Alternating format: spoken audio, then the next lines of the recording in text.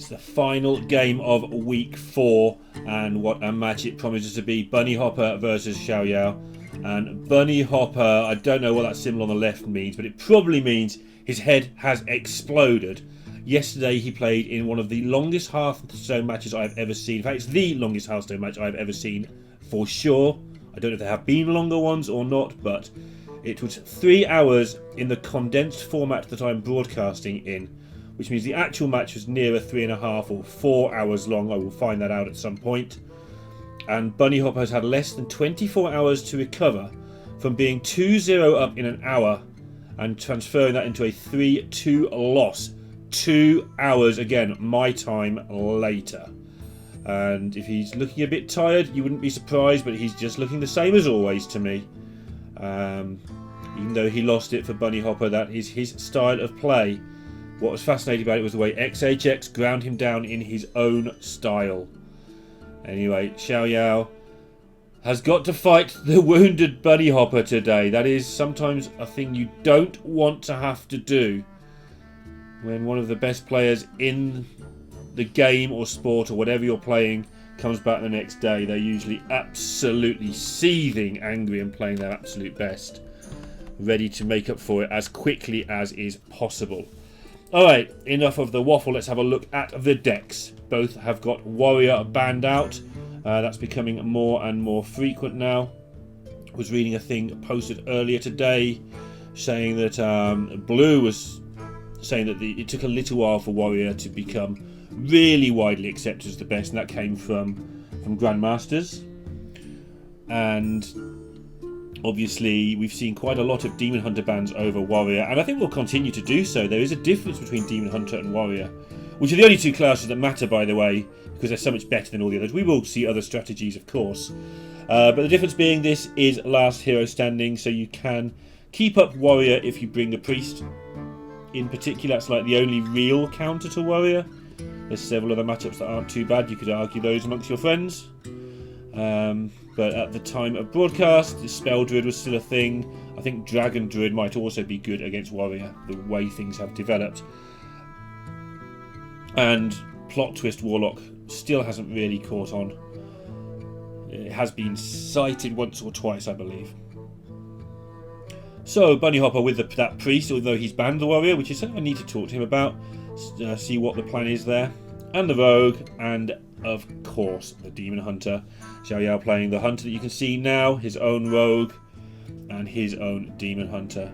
And game 1 would be a massive decider potentially in this match. Hunter versus Rogue. I've stated before, I feel that it's slightly Hunter favoured, but nowhere near as much as it used to be. The stats, honestly, they just say it's 50-50. But it's alright. I'm going to stick to my opinion that it's slightly Hunter favoured. I always underrate Rogue. It's a thing that I just do throughout my life. Right. Bunnyhoppor has been unable to stick anything on the board.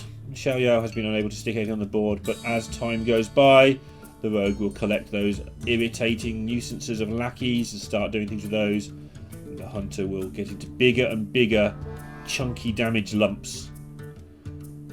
Accumulating, of course, in Dinotamer Bran with 8 damage straight to the face. And Alexstrasza, Zephyrus, all the big things, all the Highlander cards. But no damage really done on either side at the moment. Very hard to see how this one is going to unfold. Bunnyhoppor looking for a bit of early beef. Big old welt might provide that. That's how far he thinks this is going to go. Is this going to go forever? Do you need to get rid of a huge Hunter card later on with Deathwing if you think you go that far? But with the Colossus already, that doesn't seem likely. So taking Death Rattle Minion is the best tempo option available to Bunny. Nothing else going on. Not willing to seal Fate Face, which pleases me. I feel that people overly go in on their seal fates. Maybe a throwback to when lackeys were even more prominent in Rogue than they are today. XiaoYao, the ongoing decision you have to make in Hunter. Do you want to play your Dragonsbane as a 3-5 minion? I think the answer is usually no, but it happens.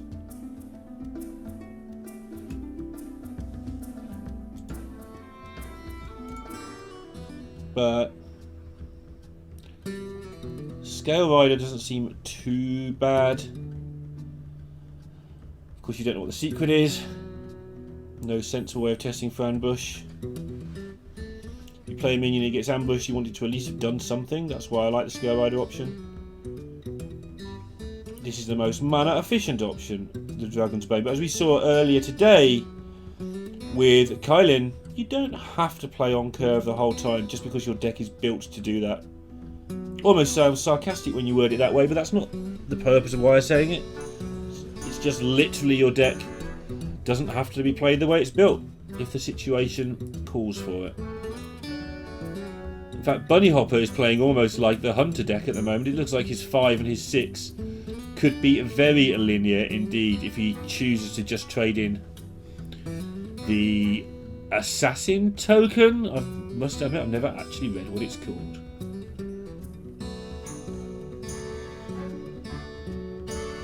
Just playing on curve seems reasonable to me. Doesn't mean you have to trade in, of course. You can't allow the hero power button to be pressed with a Dragon's Bane on the table. Bad things happen very quickly. But this is looking like a decent enough board. Always a bit hard to play around potential Zephyruses and things, so proceeding with a plan of just playing good cards never leads you too far astray. Right, XiaoYao looking to wrestle back this board. Unleash, I suspect, will sit in his hand. He's looking at playing it, but this is a card against Rogue that may have much bigger uses later on.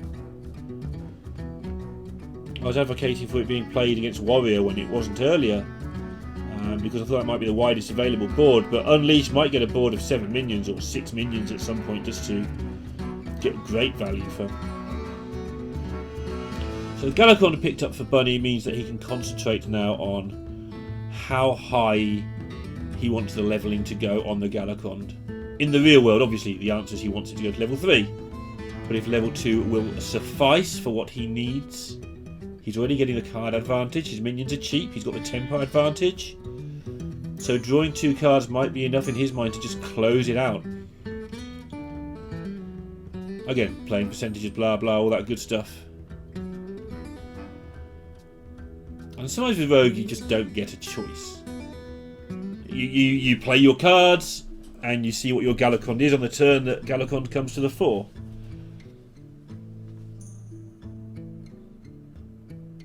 Do you mind your 1-3 getting bamboozled? Does it actually help you much? These are the questions he's asking himself. Yeah, it's not ideal because the 3 health minion is going to be attacked by something that does 3 damage a lot of the time. Hey, look at me stating the obvious. And a 4 mana minion will quite often have 3 health. I don't know how often, in fact, I should have checked that before I said it out loud, I guess, but quite often have 4 health anyway. If only we knew somebody who did statistics a lot for Hearthstone to ask. Interesting concept. Maybe I should get on that. Alright, let's see where it ends up with the bamboozle. Told you there's 3 health minions. We'll forget about the Divine Shield, that means nothing. And actually quite an awkward position now. If you want to play the Unleash into this board, what do you kill? The Frog is so irritating. Against Rogue with lots of cheapo spells, which of course we can see Bunnyhoppor has 0 of in his hand.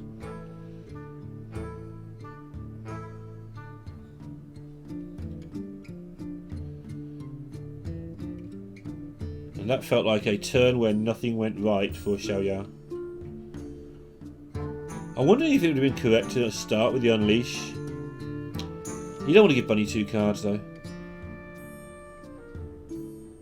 It's the thing with secrets. The actual secrets rarely do that much. The problem lies in you have to play around them, and that messes you up. And it's in fact when the questing rogue comes out with more coins and added extra spells. Obviously you have to take out Bamboozle to play that particular deck, because you don't want your 9/9 questing being turned into something much worse. It makes those secrets almost obsolete in that deck, because it becomes remarkably trivial to play around them. You don't have to ever worry about trading, which means you can just work out what the other secret is, and it makes the value of the other secrets, even though Bamboozle is the worst secret, the other secrets go down because of it. And that for me is why Stealth Rogue is probably a better deck than Secret Rogue at the current time. But this isn't the questing version, this is a straight up secrets and hit you version. Does manage to keep together his Varanus and Unleash combo for later, but rapidly approaching the point where there is no later. So he's got 6 mana plays. Oh no, that's not what you want from your tracking. 2 of these cards will never be played. I think you've got to take the Prime. I don't know. I don't know. I don't know if the Prime's good enough. I think you might have to take Alex. The trouble with this Prime is it's going to get traded away. It's going to be a great board wipe. And Varanus and Dogs is a great board wipe. But you never win the game. You couldn't take Bran. That was clear. It's just a one-shot hit you for 8. What's that doing? Not a lot. And obviously there's a huge amount of stats here. 16 worth of stats. But Rogue deals with 4/4s quite well. Just fiddles about. Whereas Alex Straza sometimes whiffs. Sure, if you whiff when you're behind, you're still behind. That doesn't make things worse. But Alex Straza does have some crazy high roll potential. And my feeling is that, incredibly, Zigzor Prime might not be enough. Maybe this is just Chaos Division. I can see the Eviscerate. I can see the big minions in hand for Bunnyhoppor. But I can see the board. The board says one of your minions is getting tanked by a 5/6 straight away. Interesting to see how it works out. That's for this specific instance, by the way, which is the instance that I'm commentating on. I can definitely see situations, obviously, where you would take the card you can play next turn. I just feel like you never now get a winning attack. Maybe I'm underestimating Hunter, I don't know. What I do know is that Bunnyhoppor sets up lethal here. 14 on board, Eviscerate, Dagger in hand. Technically he hasn't... Oh, he has, because he's got Galacon. I was going to say he can't actually activate the Eviscerate, but next turn he can.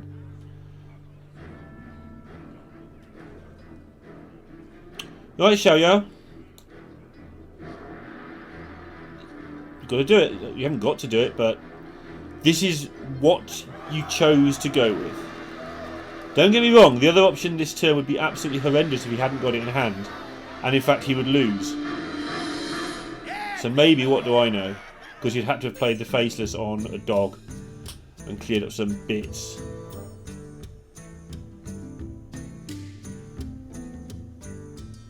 Oh, maybe I'm being harsh, I don't know. No, if he's going to do this, then Faceless on a dog did the same thing.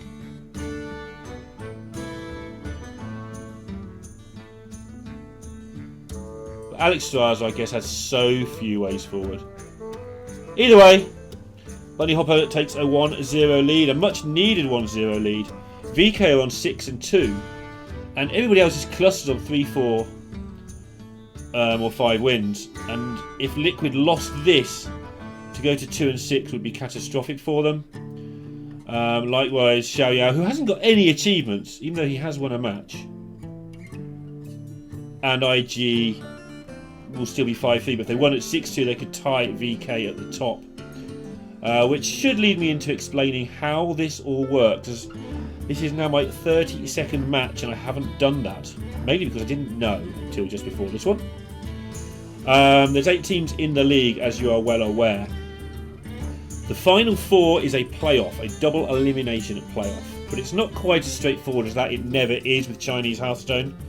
And the way it works out is the bottom 2 in the league are out. They are doomed. They're done for the season. They have to wait till next season. That's it. First and second, they're in. They get to the double elimination at the end of these 9 weeks. Straight in. And then 3, 4, 5 and 6 have a single elim play in into that double elimination. So every position crucial, obviously. You're always going to be either near the bottom 2 or near the top 2. It's hard. If you're in 4th place, you're near the top 2, and if you're 5th, you're near the bottom 2. Hard not to be one of those things, as Bunnyhoppor has what I would regard as one of those draws that is telling you to go for it. Demon Hunter does not deal with this well. Shadow Weaver helps a little bit, and if Demon Hunter can get aggressive, then sometimes it can just ignore an Edwin and pile everything to your face and hope to kill you. But this isn't just any old Edwin, this is an insane nonsense of an Edwin. And Bunnyhoppor already working out what he needs to do this turn to make sure that Edwin is nonsense, either next turn or the turn after. Which turn do you want it to be nonsense? It means you can't backstab this turn because you want it on your Edwin turn. Not only that, but he also has the secret and the combo with Blackjack Stunner as follow-up. My goodness. What a silly start. So is 6-6 enough? It might not be. Can you play a secret here that you want to not get triggered? It's very unlikely that XiaoYao plays a spell. So you could play Dirty Tricks, then next turn Stunner and Edwin and Backstab and Og. But Bunnyhoppor not being greedy, and that makes sense to me. 6-6 is perfectly fine. Or should be. But this is where I think you set out your stall to never interact with this Edwin. So freeze the Edwin, hit face. Freeze the Edwin, hit face. Hope that you've done 10 damage. Get out the big guns, the Warglaives, and just keep hitting face. Always has that backup of the I-beam if needed. But Bunnyhoppor also has rather a good hand here. Don't really want to bounce back a Shadow Weaver, because if there is another one, you're in trouble. And, no surprise, there is another one. So this might be a Seal Fate turn. Don't really want to leave 6 attack on the board either. Obviously with your 6-6 Edwin, not knowing there's another Shadow Weaver, you would rather your 6-6 Edwin not vanish off into the ether. So yeah, he protects that. And Shadow Weaver annoying against Rogue in the early game for this reason. It's a regular thing that happens. But guess what? You can do it again if you want, XiaoYao. Also, whilst Bunnyhoppor is being distracted, because the Edwin is not attacking face, it means that your Warglaives, if you want, you can tank 12. Certainly not an ideal solution, and it will depend how much Bunnyhoppor develops this turn. But tanking 12 to keep your 4-3 and your 2-4 alive is certainly not a disaster, even if it's not ideal. With I-beam in hand to deal with the next big hype that comes down after Edwin, it could be alright. Bunnyhoppor probably pretty frustrated by now. Time to start managing the small mana cost things. Might want to bounce the mage back to hand again just to protect this Edwin.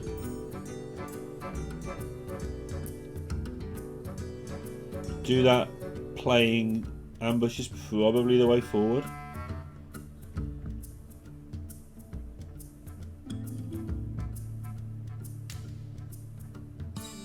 If you're going to do all that, you might as well play your spell generating lackey first. Okay, he's going to bump this to 2-2. Does actually bounce the Shadow Reaver, which is interesting to me, because that's coming back, and with I-Beam on the left hand side, next turn is Shadow Reaver I-Beam. This turn is fascinating though. So don't forget that could be Bamboozle, so you have to put the 2/4 into the 2/2 to see if you're getting bamboozlized. That is a word, absolutely sure. And now I want to tank 12. Tank 12, put the extra 3 to face as well, I think. It's always a tricky decision, but with the I-Beam on the left hand side of hand, putting Rogue down to 19 is a deal. You can handle this as well, obviously. Flick. Not really got a target, but we'll have next turn. 4/4's going to be a nice tempo swing, the sort that Rogues love.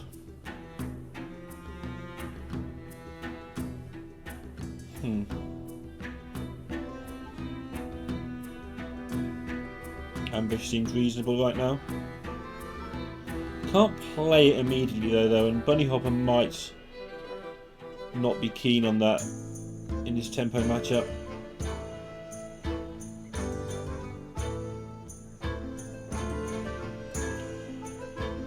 But then sprint even slower, I guess.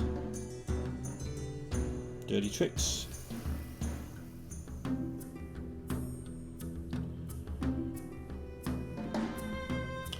So, I think this turn is a turn to play the Shadow Reaver and the Swamp Ooze.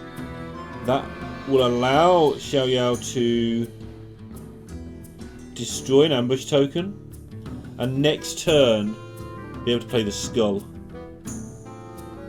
It's all very well. This isn't necessarily the correct play in terms of actual mathematics. You'd want to play the Battle Fiend and buff it up, but that Skull is going to be absolutely crucial, and like soon, if XiaoYao is to win this game.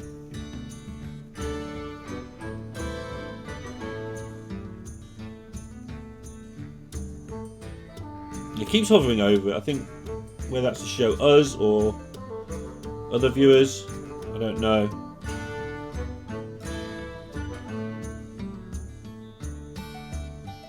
Saving back the weapon charge, and that's probably because after the Skull comes along he may have some combos available, but he also may have another weapon available. I think I'd like to see the damage done somewhere there, but he is kind of exposed next turn. I-Beam's going to deal with a 2/3, I guess is his thinking, and he's still got a weapon charge back for emergencies, or if a different 3 health minion is played, then he can hit this with his face and I-Beam the bigger one. It makes sense. Looking forward to this Skull though. That's going to be the main decider of the match, along with the Galacon on the other side. Both going to get their cheating card draw next turn.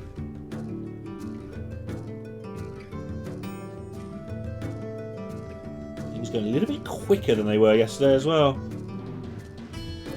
which I, for one, welcome. Our new speed play Bunnyhoppor as the rope burns down to almost 0. He's trying to work out whether to put, which one of these to put. Yeah, he wants to keep one back in case he draws a Tog. It just makes sense to me. Oh, that is so tempting, but is it a trap? Look, you're not going to die next turn, XiaoYao. Stick with your plan. Draw loads of cards, and then next turn have the world's biggest Altruis.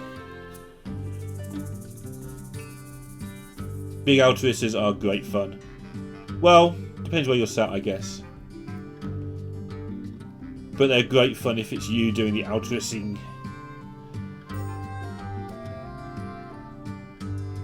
I like this bit as well, where you suspiciously do absolutely nothing for a turn. No, really, you do nothing. How much damage is going face next turn?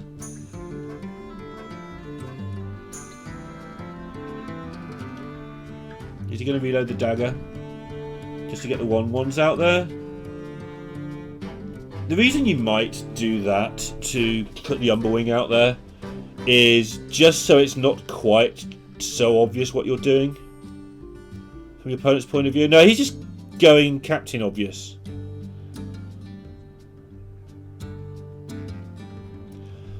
This gives Bunnyhoppor the license to trade in. Maybe he felt playing the 1/1s forces Bunnyhoppor to trade in.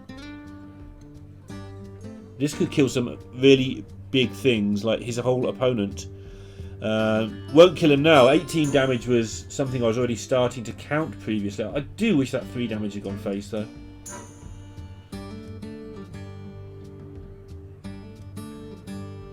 Time is against you as a Demon Hunter here. And there was a glimmer of opportunity.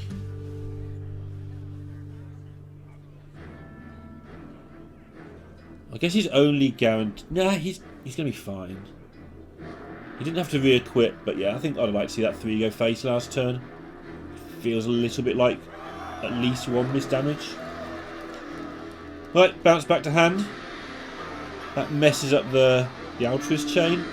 But don't worry, the mage is here.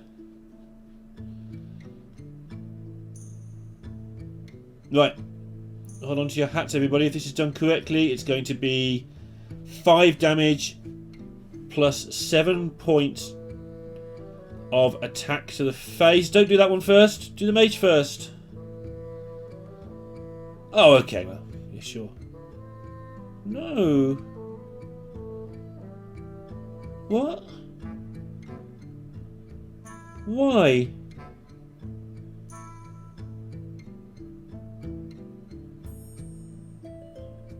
I'm confused. I think you just always want to get all the damage here with a twin slice.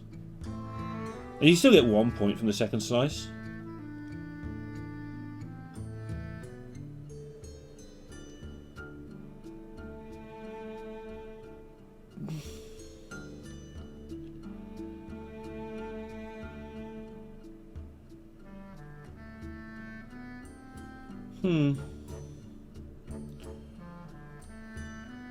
Okay.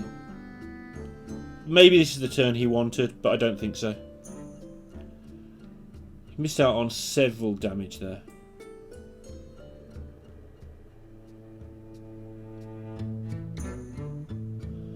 Well, Kronks clears the board, but you're only on 11 as Bunnyhoppor. Is there anything better? Can backstab Altruist, that seems decent. You can shiv something away. Oh, but you can Shadow Step Kronks. And then still play some bits.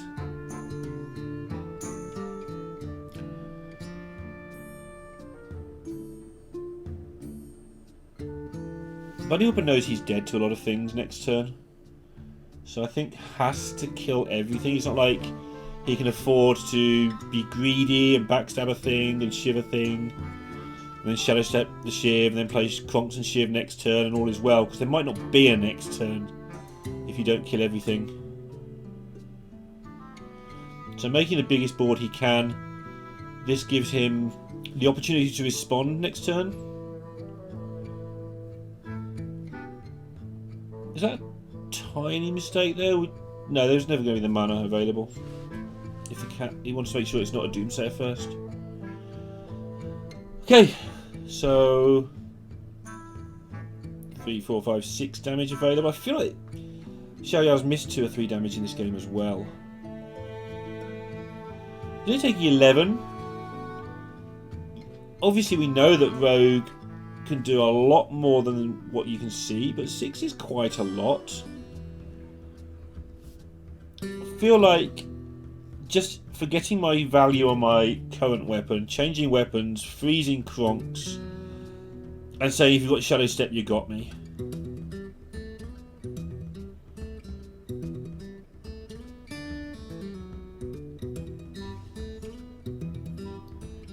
Looks like he actually wants to take the Kronks out.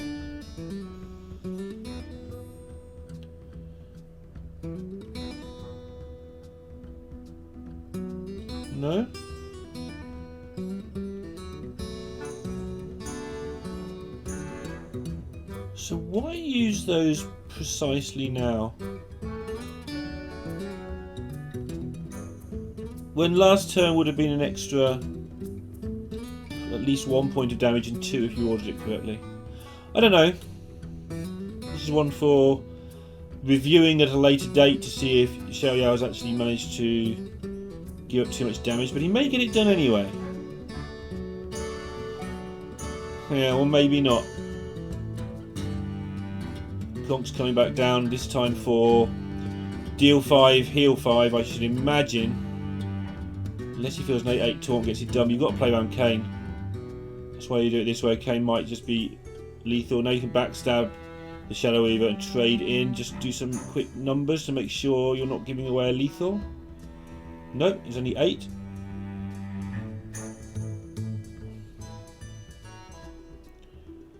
With lackeys you can always find a point of damage from somewhere, right?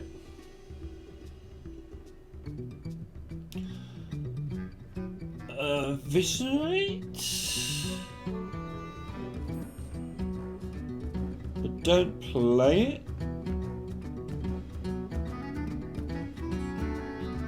Okay. Lethal setup. Oh. And he's 3 off his own lethal here, XiaoYao. And I feel that he's... I can think of definitely 2 damage that went awry in this game.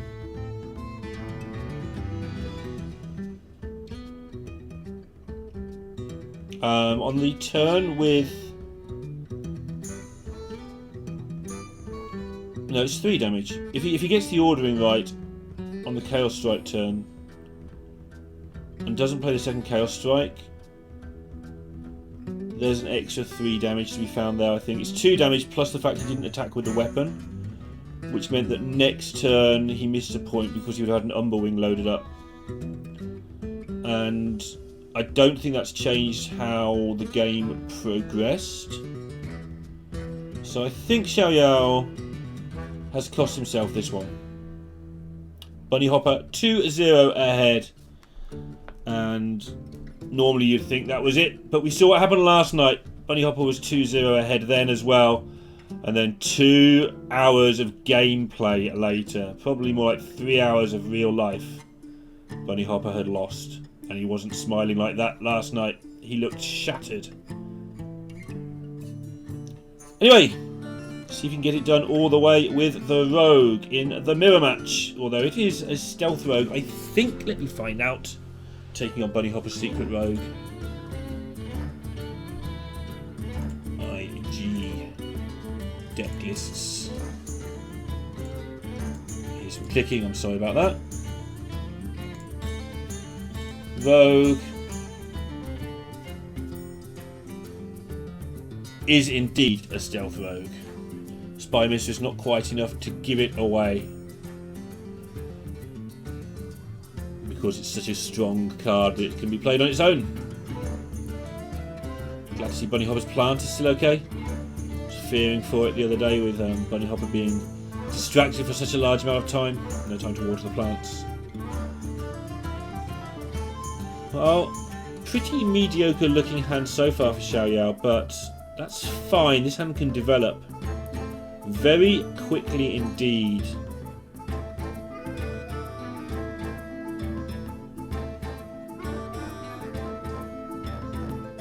Now, Bunny. The complications begin already.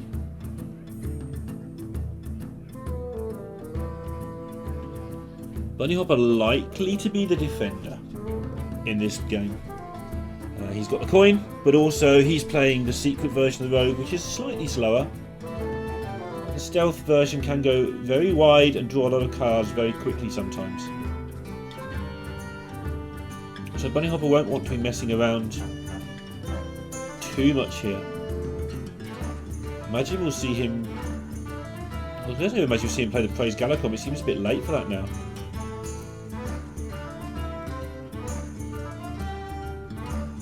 Low on time, might be too late. No, he got it out there. Team Liquid have had some issues with the lag in this tournament so far.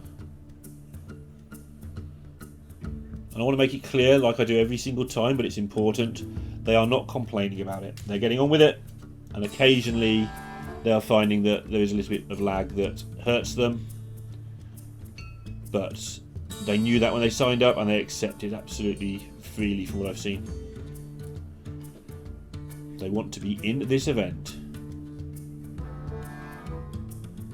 And plus, you know, at this level they should be professional enough to be able to deal with a slightly slow connection to a server, right? Not like if I was doing it, that might be a bit different. Because I could barely do a normal turn in time. Bunnyhoppor's slowness is by choice. If you watch him stream, you'll see he's not that slow at all for the large part, but he enforces the slowness upon himself to make sure he has as many options as possible thought through. Did used to play some chess back in the day. I think it was around 2000 ELO, even as a junior. So we'll be used to considering multiple options.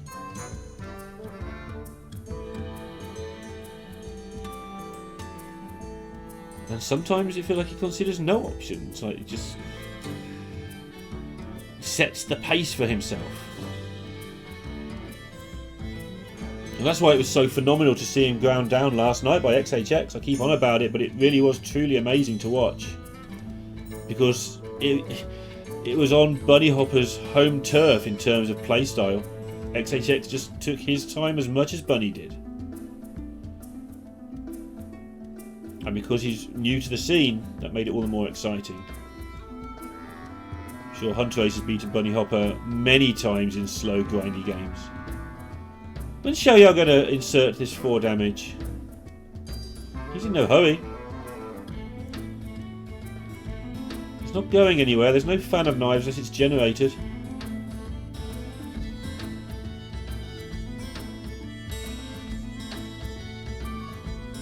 But it's becoming a nightmare to deal with. And when that happens, sometimes the best thing to do is just get it over with. It sounds weird, you want to make sure you don't give them something to do, but if you're not careful, you can tie yourself in knots. Same with secrets, say explosive trap. A really good player will work out, what's my opponent going to play next turn with explosive trap? Got a board full of 2/2s.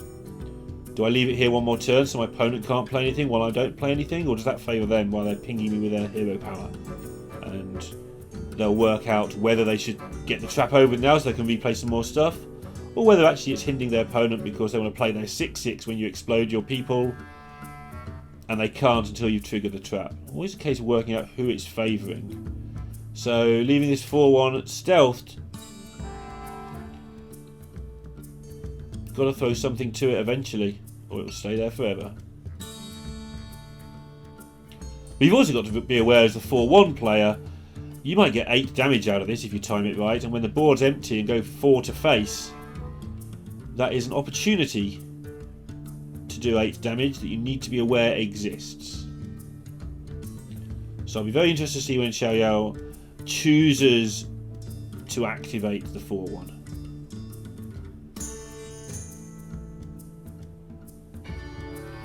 Very loath to part with this backstab, as you should be in Rogue. It is one of the most critical classes in terms of small errors.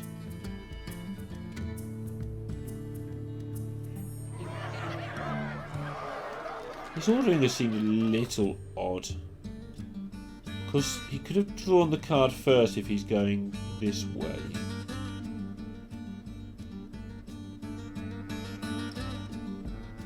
Okay, so this makes more sense. If he's not going to draw the card, that's fine. It's also a little slow, but this sets up Togwaggle for next turn. I think he got the main of the turn correct, and that's important. Something that viewers in particular often overlook. Sometimes you don't play a perfect turn, and you know you're not going to play a perfect turn when you get halfway through it. You can see that maybe it's not as tight as you would like, but the key is to get the key points. What's the key point this turn? Get a lackey in hand so I can play Togwaggle next turn. And then the rest of it is like, okay, do what you can to tidy it up, because there was definitely things he wasn't sure about there. But at the end of the turn, he has a 0 mana lackey and a 6 mana Togwaggle in hand. And that was the most important thing to happen that turn. And he did it. Very easy to prioritise wrong things.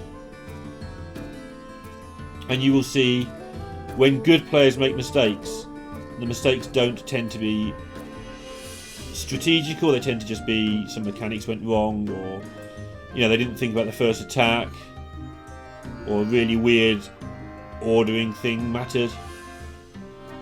Like a Doomsayer coming from a Lackey, for instance. Okay, top waggle time.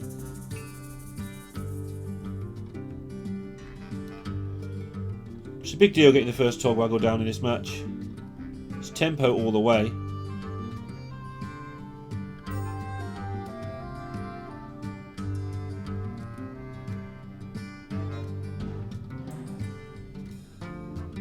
Interesting. Protecting the 3-2 with the backstab. You've always got to work out what you're actually protecting when you kill something. Sometimes you're not protecting much at all. You can save it for a rainy day, but if a 2-1's going to kill your 3-2, makes sense to me that you get rid of it. And now Bunnyhoppor needs to get rid of some things, and Faceless does seem to be a good way to do that.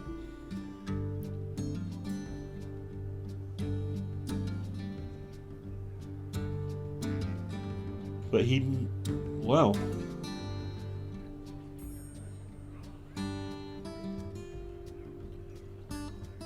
Seems risky leaving up a tog. Knows that Shadow Step's not there at the moment, obviously, because he would have been played. Probably, at least. I mean, yeah, it would. Togwaggle not quite as good in this stealth version of the deck as it is in other versions.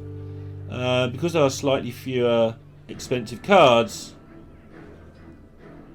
Wow. Okay. Because there's slightly fewer expensive cards, then making them 0 mana is slightly not as good. But I want to see how this game pans out, because to me, bouncing back Togwaggle there is very weird.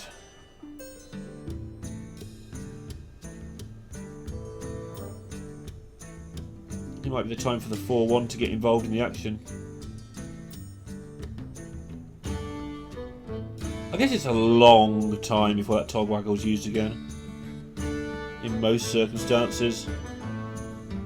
There's never going to be 11 mana available to do it all in on turn 10.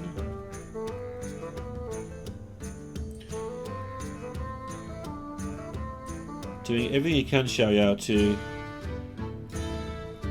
not have to give up the 4-1, but he does have to. Still, left with a decent board at the end of the turn.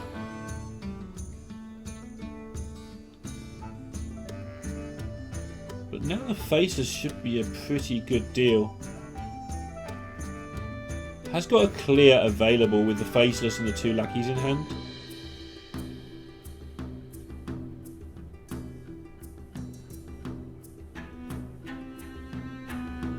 Also has the chance to just not do that. Play Galakron, he's not going to die. And then start using Kronks to the maximum efficiency. Maybe trying to work out when he would play Galakron if it wasn't now. Perfect number of cards in hand to play it, being 7. He'd draw 2 cards to put him up to 9. Draw another card next turn, that would be 10. So there are good reasons to get it played.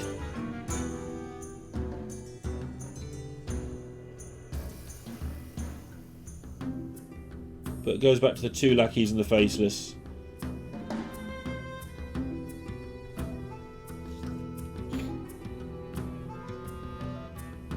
And actually keeping the other Lackey back. Again, Togwaggle things. Well, that's a fantastic pickup of Flick. XiaoYao not even bothering to check himself that this is the right play, which he probably should, but it is the right play. He can even evolve it to a 7-drop, which seems also like a good play to me. Yep, yeah, you want Arch 3 for a farm. Now you play the Dragon because you want to know what to choose. And of course, you choose Dragon Queen Alexstrasza. Why wouldn't you choose that?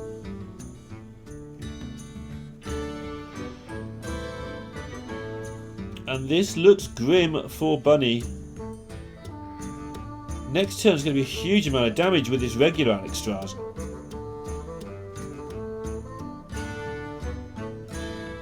He's been on the back foot the whole game, responding to threats.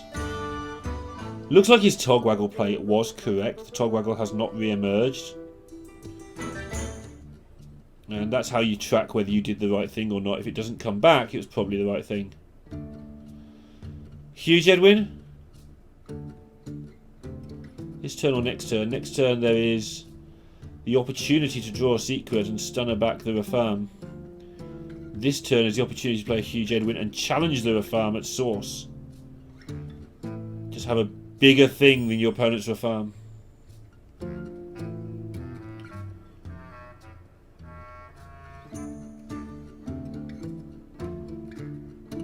Running low on time. If he's going to do that, he'd better have these actions queued up right now.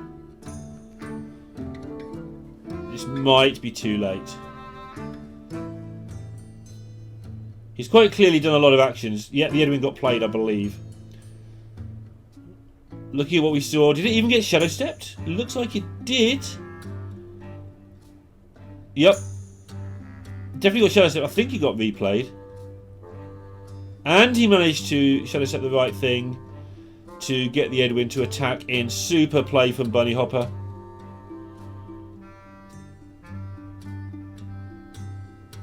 And now, in a great spot.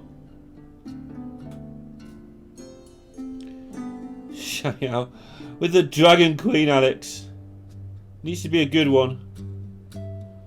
Yeah, that's a good one. That's a really good one. Goodness me. So Bunnyhoppor needs 8 damage. He's got 5 with the Kronks. Eviscerate would be lethal. It's not Eviscerate. And now he's got to respect this board. Or has he got to respect this board? We know that XiaoYao is going to be able to get through the taunt, kill everything, and Alex's own face, get back to 15. Meanwhile, Bunny generates a wild Pyromancer to the point where I no longer know what's any good here.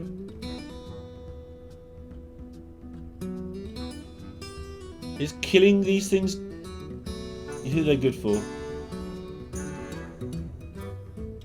Buffs all of his minions. Right.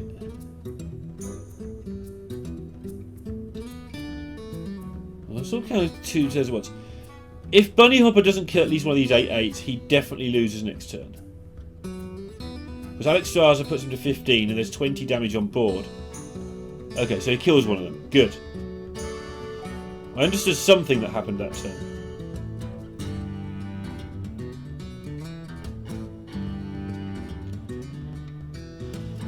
So, sapping Edwin seems reasonable. It will be back, but who cares? We'll worry about that later.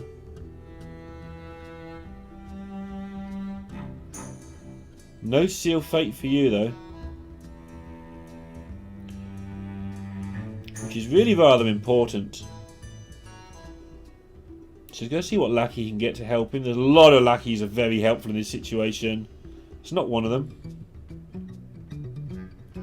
Although it does allow you to trade in, I guess, into... well, into nothing useful. It's a bit of a mess, to be honest. You'll have to eviscerate Kronks and put Viscera in.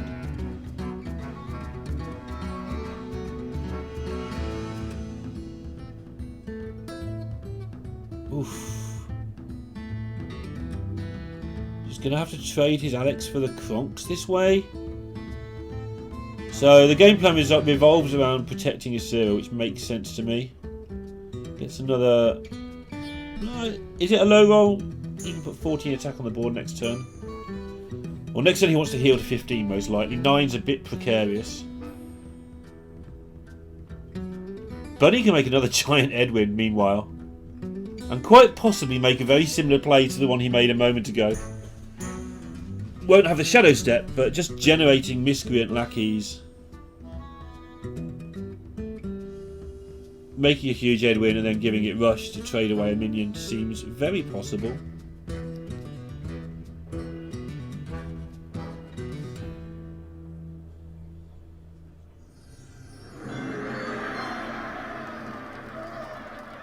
I guess his choice is to whether to trigger it with the stunner or with the lackey. Because that would make a difference depending on what he does afterwards, the information. No Rush available here, so now he's going to find out what he has to work with. And Edwin's back!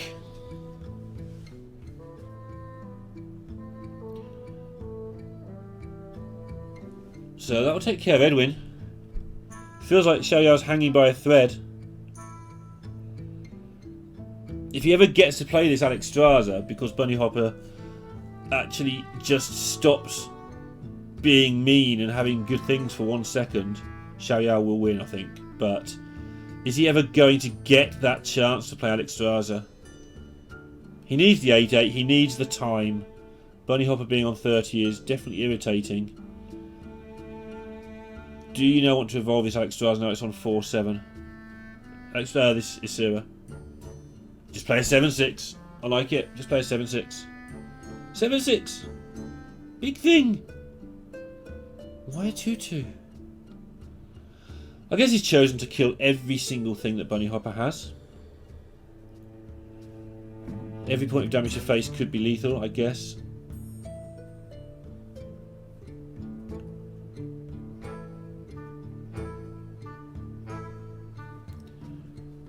And now XiaoYao's going to get the chance to play the Alex unless Bunny can find something from this hero power, which he cannot. Can he find something from a Brightwing, maybe?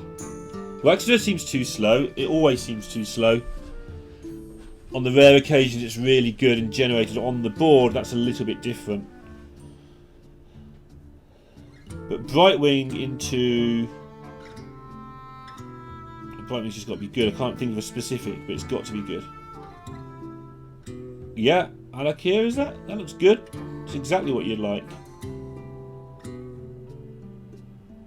It's just next turn lethal a lot of the time.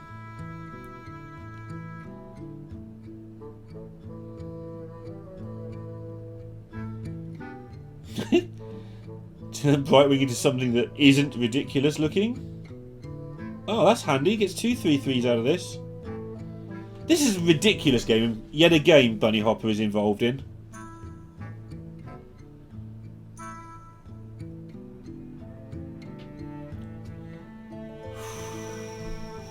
So, just checking it's not lethal. Of course it is not.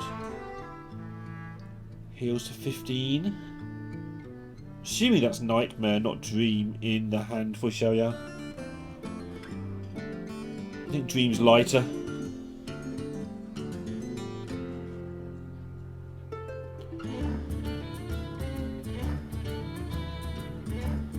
What's he evolved it into? Okay, it's fine. Yet again taking care of Bunnyhoppor's board. And Bunnyhoppor's got this little tell these days where he sits back in his seat when he's disgusted or thinks he's going to lose. We've seen a lot of him in that exact chair. Posted pictures of him out on the mountains the other day in the midnight sun.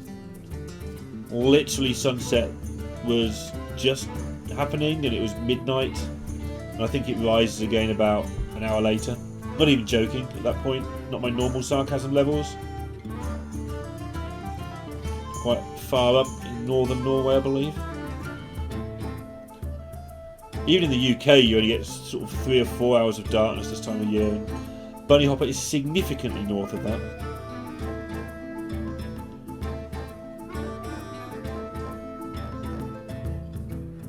Good environment for Hearthstone plants and walking in the mountains. In case you hadn't guessed, I'm starting to feel that this one is getting close to over. The amount of value this Asira is generating.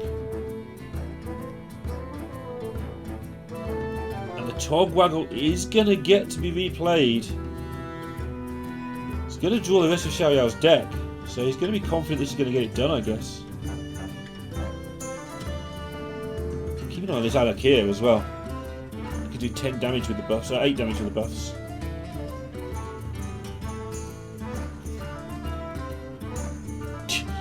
Do you want to play Galakron? You get a great weapon. Actually, is it lethal? It's got to do 29. There's 8 on the board, 5 from the weapon, 10 from the nightmares. Not quite. But next turn will be lethal. Incredibly.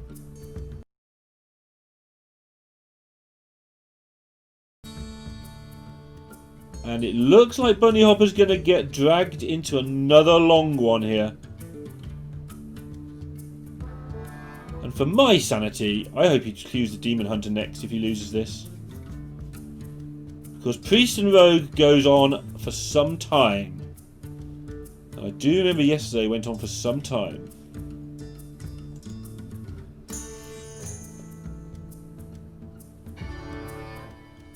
Well, Bunny with the Tog option.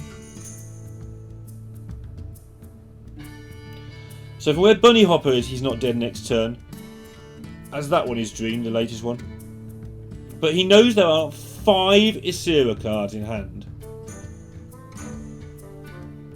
So with that you can allow for about 10 damage.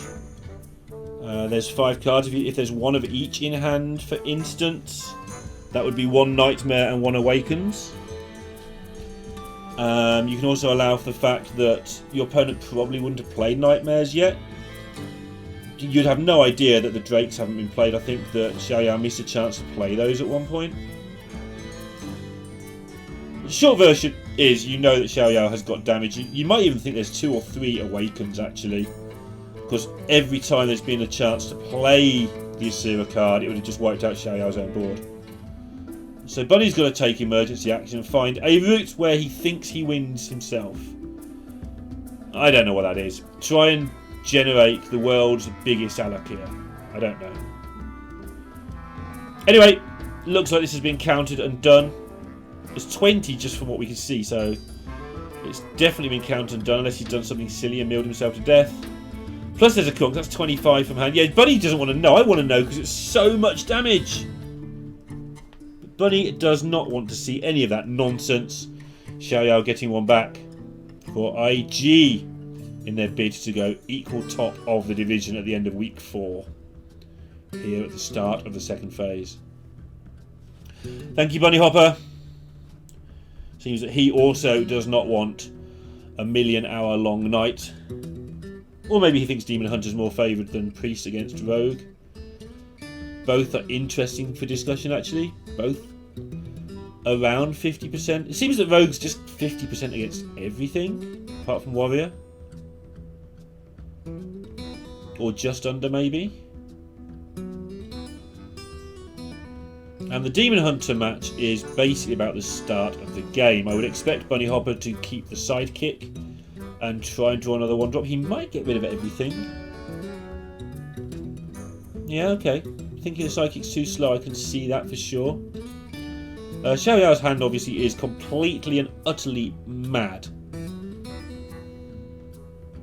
We're going to see Spy Mistress take down a minion. Going to see the Backstabs take down 2 minions. Going to see Skybotier draw some cards. And there, unless that was an Edwin, yeah, XiaoYao actually shakes his head in embarrassment at his hand. So you should, young man. Because this is the absolute nuts. Like I say, an Edwin might have been better. But maybe even not then. The hand is literally playing itself at this point. Right, let's have a look at what Bunnyhoppor can try and do. A cluttery hand. Interested to see what he tries to do with the Satyr Overseer. Usually feel that it's good to just get it played. Might see some of the diary taken here. Nope. I'm a big fan, by the way, of taking the mystery choice, but very rarely. It's worse than you think unless you're looking for something. Obviously, Twin Slice is superb. It was quite clearly the right choice. I just didn't recognise the picture for a second. This now allows for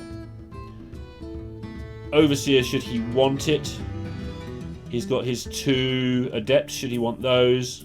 Can activate all of them very easily.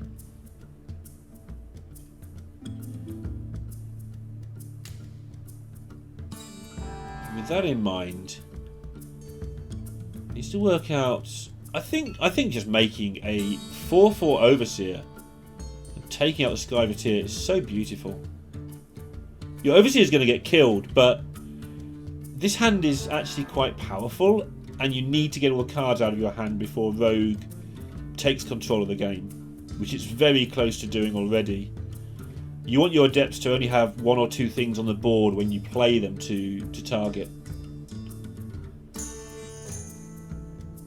Like already, I'm sure that Bunny is less happy with his turn than a casual observer would be, because he knows what's coming next, and we know what's coming next.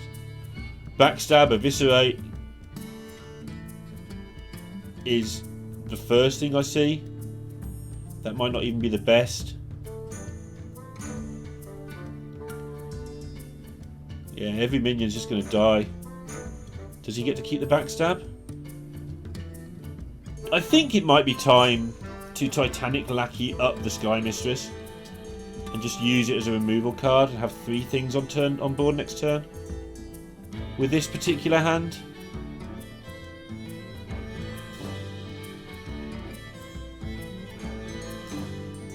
Really? Okay. I'd have coined the Titanic there. Left myself with a 3/1. When you go really wide against Demon Hunter, unless it has Tech-Team cards or gets lucky off the Volpera, which maybe XiaoYao's playing around. He doesn't know what the Volpera card is. Just feel that you go as wide as you can. And it's what I was saying about the Glaive Bounds. Most likely you have to activate one here with your second slice. Get rid of Thalnos. Shoot down the 2/3 Miscreant. But it's quite slow, and Rogue's quite good at removing that sort of thing.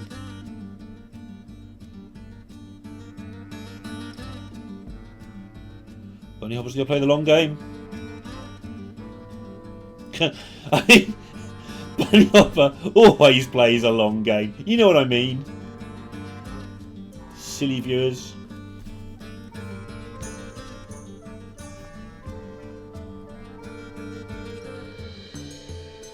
But he's not putting any pressure on. And that's the key. If you put pressure on early against Rogue as Demon Hunter, the game becomes very easy. You stop having to remove their things. You start pointing all of your many resources at the face and just get over the finishing line. But when the opposite happens, like is happening here, and very little damage is done early, it is amazing how hard it is to get out of that.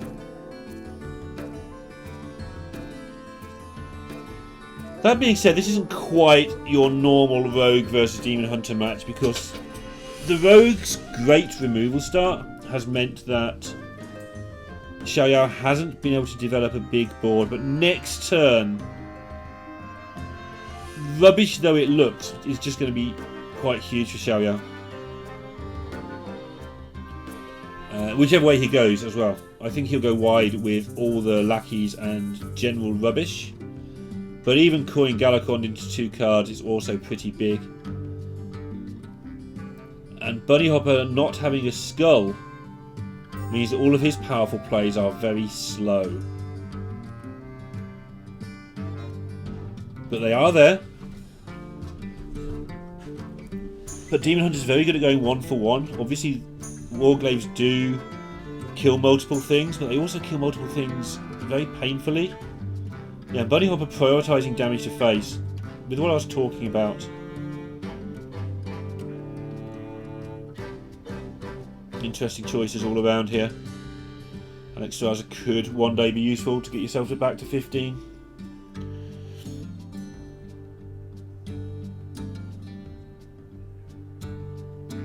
I want to see the coin used here as well. I know rogues like to keep their coin for big headwinds and things, but I just want to see as many things as possible put onto the board.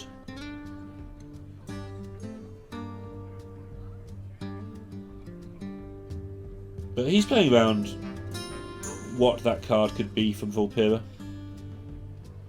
Can respect that.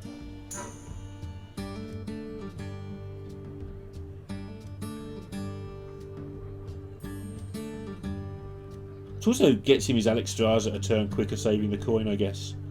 Like, forgetting its ability, it's just an 8/8 dragon. Which is kind of fine, right?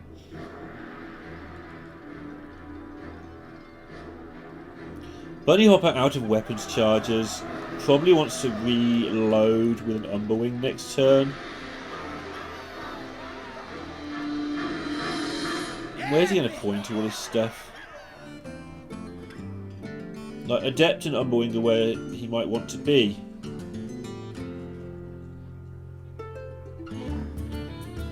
Just have some board presence?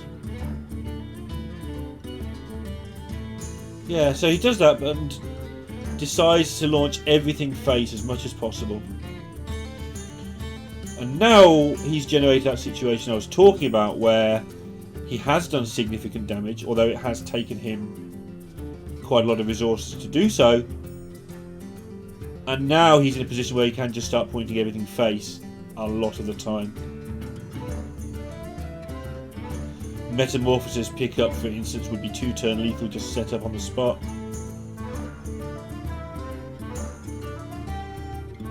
XiaoYao, the emphasis now for him is removing everything and taking no more damage at all. Don't know what this other Titanic Lackey's job has been in life, but it needs to stop it and get a new one.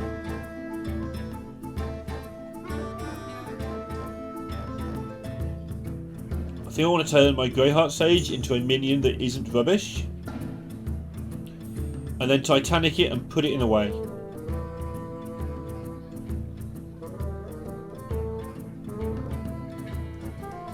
XiaoYao has a totally different outlook on it to me. He's thinking that if Bunnyhoppor continues down this face route that he's been on, XiaoYao can heal to 15 and he'll feel safe on that and maybe try to deliver counter-lethal in 2 turns himself. Which with an 8/8 on the board is possible. Or the 8/8, or the Alexstrasza heals him from, let's say, 11, I don't know, I haven't counted, back to 15. And puts an 8/8 on the board, and then Bunnyhoppor has to kill the 8/8, although he can freeze it as it turns out. And suddenly that's healed you for 8 plus, yeah, 4 more.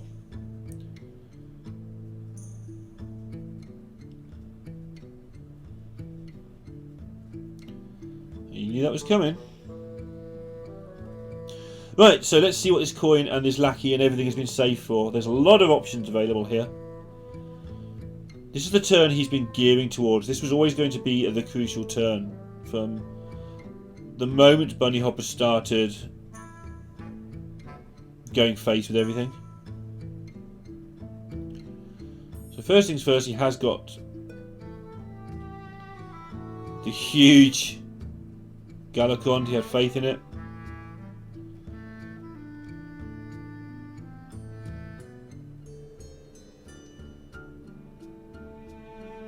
And that should do it.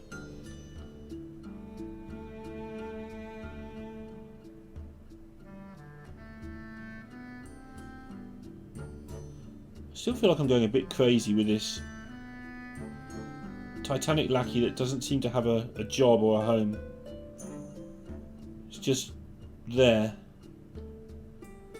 I like calling it Sand Lackey because it's just sand doing nothing. It's not Titanic at all. Bunnyhoppor has saved these Shadow Weavers for the entire game. You do have to keep them against Rogue to some extent to stop them from being able to play a huge Edwin. But they're now no longer a part of what is happening in the game. And Bunnyhoppor, after yesterday's nightmare going from 2-0 to 3-2 loss, has just gone from 2-0 to 2-2. XiaoYao is on the edge of repeating XHX's feat, although albeit somewhat quicker. Having said that, Rogue versus Priest can go a very, very long time, so hold on to your hats, because there are so many intricate things going on in this one. Certainly take a while. So more like hold on to your popcorn than your hat, I guess. Is Bunnyhoppor going to have a 2-0 reverse swept 2 days running? And this already is the second longest match of the week. And you may have heard about the first longest. I've mentioned it once or twice. So keeping the mowers on, showing the importance of how this matchup fits together. You want to togwaggle? I'm going to mowers on. I'm going to steal your wand. I'm going to steal the cards. I'm going to steal everything. It's one of the finer points of this match. XiaoYao has nothing going on here. The eternal question of whether to boost your opponent's minions. However, there. Next turn you may have to praise Galakond and eviscerate something. That's way too wasteful. You've just got to take the one for a few turns. Bunnyhoppor adjusting his seat. And that will be because of this weird start. With no minions played, you get a bit of a read. There might be a backstab lying around. There might be a big Edwin being set up. Certainly when Bunnyhopper's not had the best of the last 2 days, he'll be expecting an Edwin to turn up. And this is all very suspicious. When your rogue opponent does this, you're just waiting for the lackey Shadow Step, lackey Edwin turn. And XiaoYao is an Edwin away from being able to do that. Which, unfortunately for him, is the big part. You see, Bunny, he's not a particularly grumpy person. But that body language to me says, go on then, show me the Edwin. Let's see how he looks now. Yeah.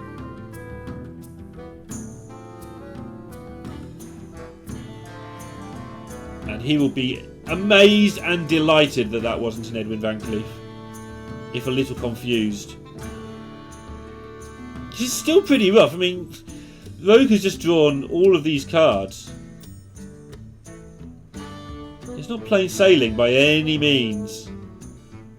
But at least it wasn't an Edwin. How ridiculous is Sage when it does its thing? XiaoYao's excited. And Bunny's possible initial comfort with the fact it wasn't an Edwin may be just taken over slightly there by the fact his opponent just drew half his deck. 4 cards, but it feels like half his deck. Whoa, legend! Bunny needs a plan. The plan's going to be, how do I deal with this incoming massive wave of minions? And it seems that he's expecting that to happen before Moazon can be a part of it. Feels like he needs something else to occupy the board. He had very little in the way of minions, so playing a 4-5 and generating an extra go buys him some time there. Also with Apotheosis in hand, if this 4-5 sticks, then he has a monster minion. Although again, got to be careful. Sap's a thing. Your opponent's drawn all those cards. You've got to expect it.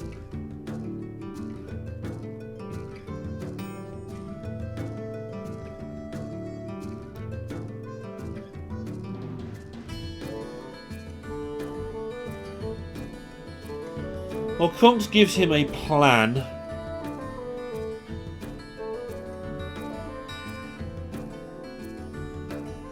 Psycho Pump also gives him a plan. It's just chill for a bit. And go wide against the Rogue. One of the best ways to stop Rogue from overwhelming you with 1/1s, apart from blowing up the 1/1s, is to have things to trade into them. And this should be one heck of a turn for XiaoYao. See what he determines are the important ways to go about his lackeys. He can just generate more lackeys, but if he does that, needs to be slightly careful as to what Bunnyhoppor is up to over there. Because he does have quite a lot of attack on the board. Not enough to be too concerning, but you've got to deal with some of this, and he's going to.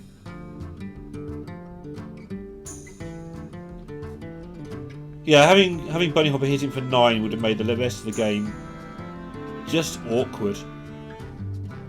I usually preface this particular matchup by saying that sometimes it's over in 5 or 6 turns because the rogue just kills the priest if the priest whiffs on removal, and then we have an hour if that doesn't happen.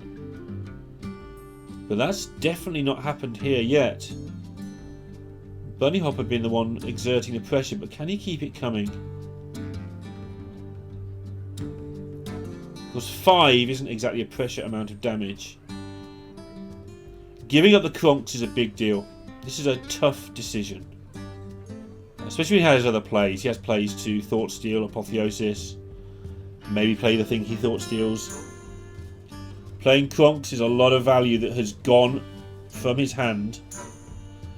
But in return, he gets a chance to win the game without having to go through all the regular nonsense he has to go through. And he's gone for it. And his Galakond is level 2, which is a big deal too. The opportunity to get that tempo swing of killing 2 things. And get some minions because he hasn't got a follow-up right now. He's not dying anytime soon, Bunnyhoppor. He's on 30 and plenty of removal available. Probably isn't going to get this push over the finishing line, and we're going to end up in another long one.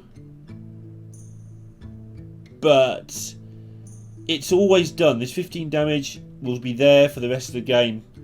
XiaoYao can heal for 5 with his Galakond, effectively with the armour. But this is significant headway that Bunnyhoppor's made. Fate Weaver. Just counting cards in hand. That's 9. So he can Thought Steal before playing the Fate Weaver. That's probably the better long-term investment. Now his chances of winning immediately have been snuffed out.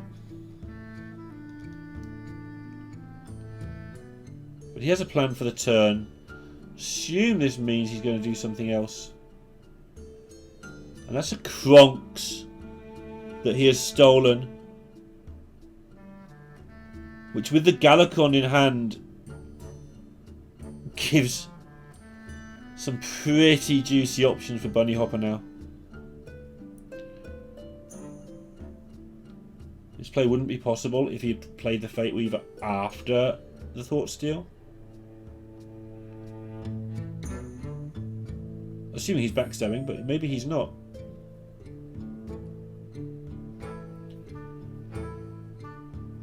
Yeah, I wanted to see the full board clear. The downside of the full board clear is that next turn your Galakond might not kill its full quota of things. But the upside is there'll be 2 big minions on board next turn for you, and if your opponent does manage to spam the board, you should be able to wipe up most of it with the Galakond plus your board. There's always Soul Mirror. You can always wait 1 turn if things go completely silly.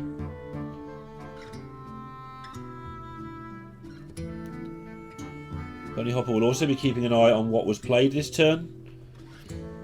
Work out whether his Moazond is any good or not. Well, Seal Fate has 2 available targets.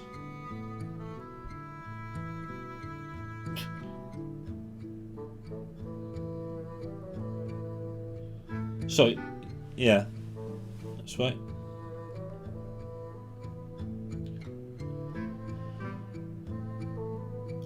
And Bunny will want to keep the... So his Murozon's actually a target as well. Bunny will want to keep the pressure coming. He'll want to play a Murozond or a Kronks here for the body. But that seems... Both of them seem really bad ideas to just play.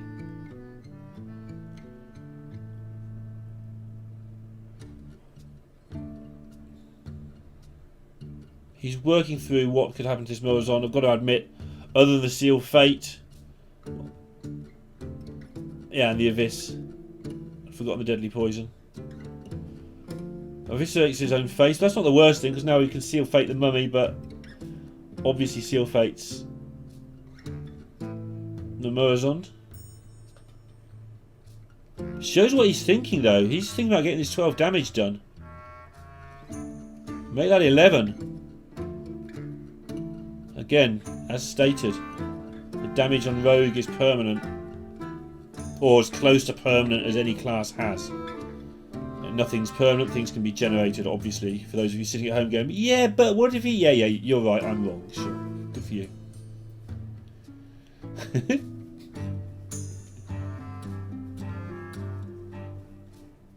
And this looks like it's going to be the turn where Bunnyhoppor unleashes the Galakrond.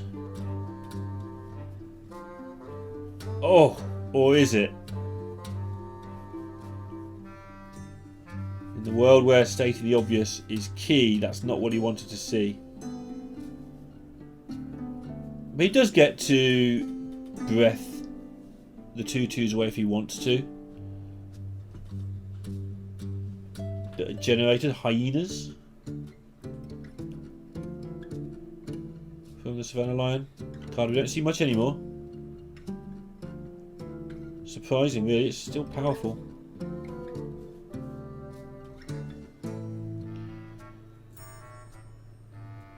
Bunnyhoppor likes it and he wants one.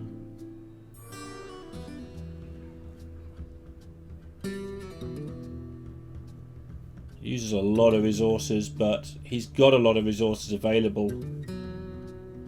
And all of the time he's doing this, he's making it really hard for XiaoYao to actually get into this game.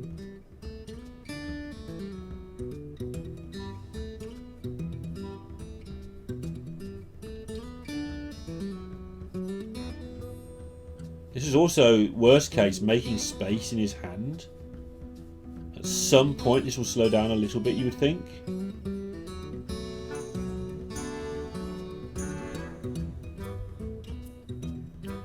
Okay, XiaoYao gets in his chance. This is his opportunity to try and win the game. And that's a really good Galakrond. Going to be able to get lots out of this Alex. Oh, this is just... I mean, I'm just going to name the cards if I'm not careful, but... Yeah, you want this hand. Put Bunnyhoppor down to 9 right now if he wants.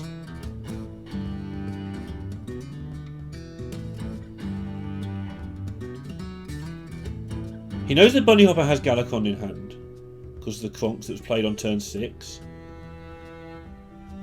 But don't worry about it and just hit him. Such a turnaround. And is Bunnyhoppor just going to go from 2-0 up and lose reverse sweep 2 days running?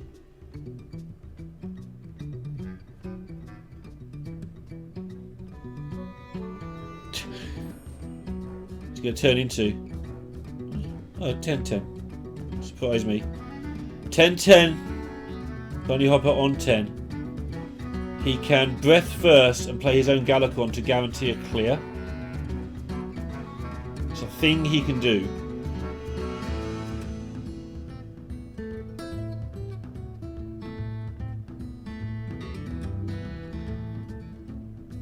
Shadow Madness might come in handy if it's next turn, after he's cleared this turn.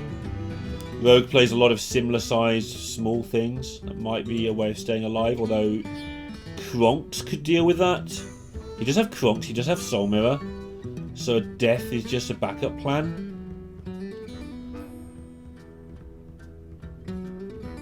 Looks like Bunnyhoppor's going to survive, and we are going to go into the hard, long part of this match. A grind fest between Rogue and Priest. Sometimes it goes all the way to fatigue, and you just see what's left. We do see the Rogue get fatigued out when it's this version sometimes. XiaoYao still has 7 cards remaining. It is worth keeping an eye on. Bunny's being super greedy with his Galacond. Going for the full 4 damage, or 4 minions.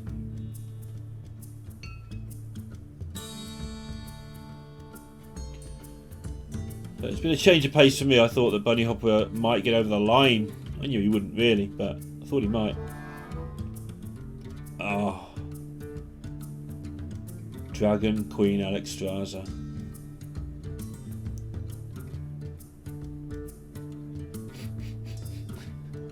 Start the game again. Oh no, it's the other one. Damn it. Sorry about that. They're both similar to me, the 2 big dragons. The paladin one. I'm going to look up names because my mind has melted in the middle of this. Yeah, this is the Nosdormu. And I always think it's the other one, Nozari, when I see it. They're pretty different. One's sitting on a tower and the other one's just chilling. You'd think I'd know by now, but you only ever see them when they're generated. Anyway. Wasn't Nozari, otherwise this game would go on forever. Instead, Nosdormu getting dealt with by the Galacond that Bunnyhoppor was incredibly greedy with. And somehow he's kept the Soul Mirror and the Breath as well. And now he's in a position where it looks like he felt he needed this weapon to finish this off. And he does have lethal set up.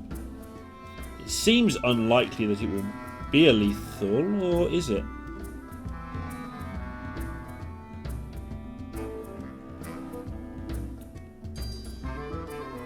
There's not much happening here for XiaoYao.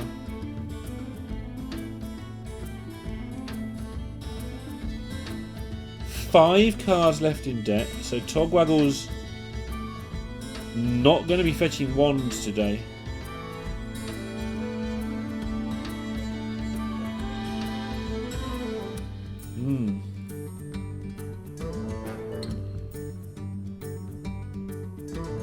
That didn't seem like it went where he wanted. There's loads of minions out there now. Kronks to clear them. Or Soul Mirror to clear most of them and save the Kronks for damage. Does he have a way of doing the extra 1 point of damage to the shield of Galacond? Does XiaoYao have enough damage in his deck to do anything here? And if he can't, unless he can get like a Draconic Lackey or something. So one of the problems with the stealth variant of Rogue is you end up with all this nothing in your hand, but the amount of nothing overwhelms people usually.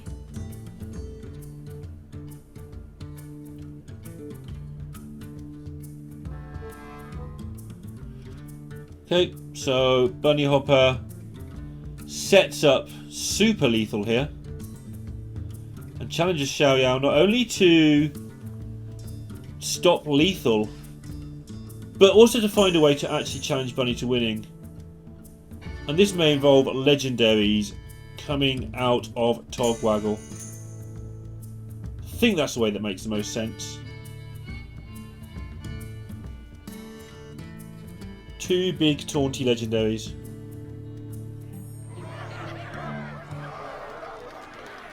But unlike yesterday, it looks like Bunnyhoppor is on the verge of actually winning the match. Another long one, nowhere near as long as yesterday's, but another long one.